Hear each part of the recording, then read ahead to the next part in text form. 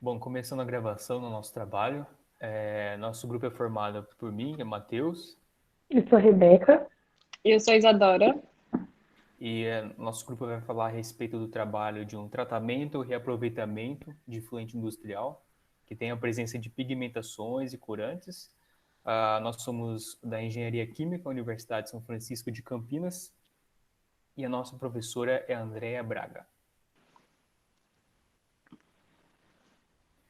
Bom, começando pelo objetivo no nosso trabalho, ele entra na questão da retirada das pigmentações e corantes provenientes ali do influente industrial, de um rejeito industrial, né? Utilizando uma técnica de carvão ativado e, posteriormente, sendo reaproveitado em locais de necessidades básicas. O nosso apelo, nossa justificativa do nosso trabalho, inicialmente é a questão do reaproveitamento, né, desse material que por certo seria para descarte, e distribuir esse material já previamente tratado em locais de necessidades básicas, visando não só a parte econômica, mas também a sustentabilidade e a economia de água. Bom, a gente usa o carvão ativado, que ele é muito aplicado no tratamento de efluentes e resíduos industriais. Tem uma, ele é considerado um carvão puro, poroso.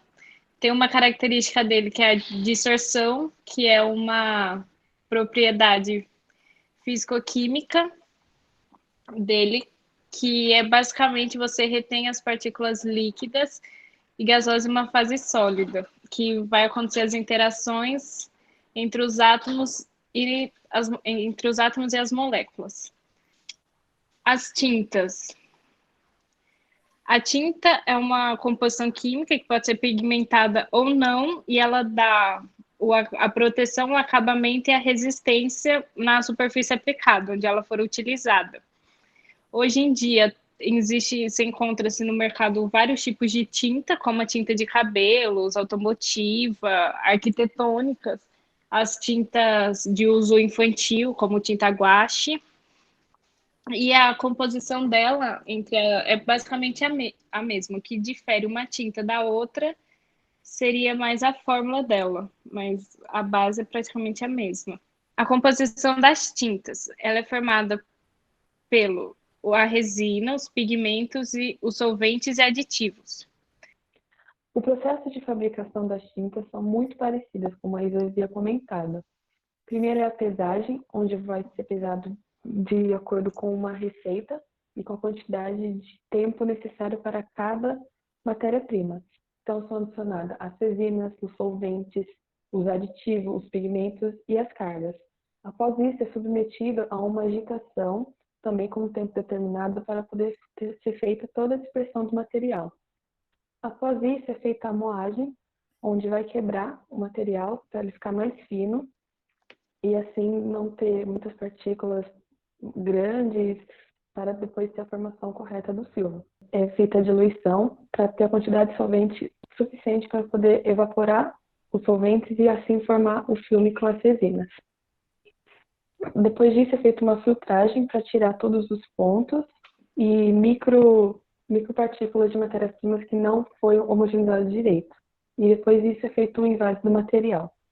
Entre essas fases, acontece a geração de resíduo, onde para toda a etapa, para você fazer a limpeza, você precisa da água. Então, o nosso objetivo era usar essa água que foi contaminada, fazer o tratamento para poder fazer de novo a limpeza dos materiais. Parte agora para o nosso modelo, para o nosso layout do fluxograma. Inicialmente ele começa ali pela entrada do material em um tanque pulmão, para fazer todo o processo ali de reservar esse material. Temos ali, primeiramente, um hidrômetro identificado como FQI01. Ele fará as leituras ali de toda a quantidade que vai entrar no processo de tratamento ao longo do período. Nisso temos ali duas colunas de carvão identificadas como CA01 e CA02. Em seguida temos um tanque de reservatório identificado como TQ02. E nesse tanque de reservatório serão realizadas as coletas analíticas enviadas para o laboratório e caso positivo, caso as análises confirmem de positivo, todo esse material poderá ser reaproveitado.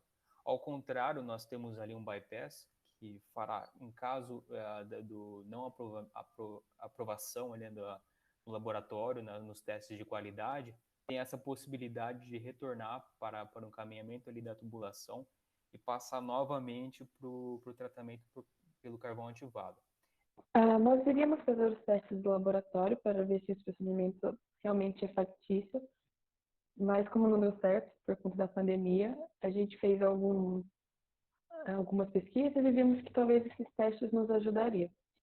Então, o primeiro seria filtrar o material para tirar toda partícula sólida que seja muito grande. Também para ter valores iniciais para depois de jogar pigmento no carvão, ver se houve mudanças, a gente fazer um teste de pH específico, densidade e até fazer o uso de um cromatógrafo para ver a quantidade de solvente e pigmentos que tem no material. Os testes que faríamos era pegar uma amostra do resíduo e fazer os testes que eu já comentei no slide anterior e obter o resultado. Após fazer todo o processo de filtração com carvão ativado, fazer novamente esses testes e obter os novos resultados. E assim poder fazer a variação para ver o quanto foi eficiente o teste. Também para ver a quantidade de pigmento que é possível a gente obter na filtração, reter na filtração, a gente pensou em fazer várias quantidades, variando entre água e o pigmento. E também várias quantidades de carvão ativado para ver quando será a saturação do carvão. E partindo por esse princípio, a gente entra agora na parte de estimativa de custos e materiais para a implantação dessa unidade operacional, levando em consideração que teremos o carvão ativado utilizando ali em si um dimensionamento de 6x10, que normalmente é utilizado para tratamento de água. Teremos dois tanques de polipropileno de 2.000 litros, colunas de carvão com uma capacidade aí de 150 litros. Também teremos as bombas, válvulas, hidrômetros, manômetros, tubulações e conexões. E com base nos orçamentos recebidos, né, pelos fornecedores de cada item, a gente estima um custo para a instalação e compra dessa unidade operacional de aproximadamente R$ 25.000. Vale ressaltar que esse valor não entra em consideração a empresa que fará a montagem do sistema, a mão de obra em si, mas sim a questão da compra dos materiais e equipamentos. E com base na nossa referência da Sabesp, utilizando ali uma estimativa de consumo de uma determinada empresa que utiliza pigmentos e corantes, ela produz em média 1.500 metros cúbicos por mês, que se for ver é uma quantidade de consumo de água muito grande. E o preço para esse consumo estava em torno de R$ 12 por metro cúbico. Então essa determinada empresa ela tem no final do mês um custo só de consumo de água de R$ 18.000. E aplicando ali uma taxa ali da, da unidade operacional, após a instalação dessa unidade operacional, e uma vazão aproximadamente de 300 metros cúbicos por mês, reduziríamos essa estimativa de consumo aí para 1.200 metros cúbicos por mês. E mantendo esse preço, né, de consumo por metro cúbico de R$ 12, no final a empresa pagaria aproximadamente R$ 14. Então teríamos ali uma economia média de R$ 4.000 por mês.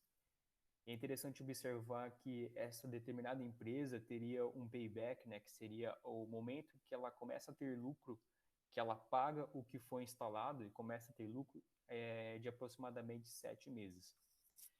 E partindo para esse princípio, né, já comentado anteriormente, do rendimento do carvão ativado, utilizando ele como base uma vazão de água de 0,4 metro cúbico por hora, com uma concentração ali do material de descarte de 50 miligramas por litro, se for ver, essa é uma concentração relativamente alta, daria em torno de 50.000 microgramas por litro. e também usando ali um rendimento do carvão ativado para chilenos de 0,28, de acordo com a nossa referência da Calgon Carbon, e também usando ali como referência a capacidade de uma coluna de 150 litros, que usando esse carvão de 6 por 10 daria aproximadamente 200 quilos de carvão, teríamos então um rendimento de uma coluna de carvão em aproximadamente 117 dias, que isso dá em torno de 4 meses. Então, esse seria um valor teórico, mas como dito anteriormente, é interessante a gente obter essas informações na prática, na realidade. Por isso que há as válvulas esferas antes da primeira coluna, no meio das colunas e após o processo.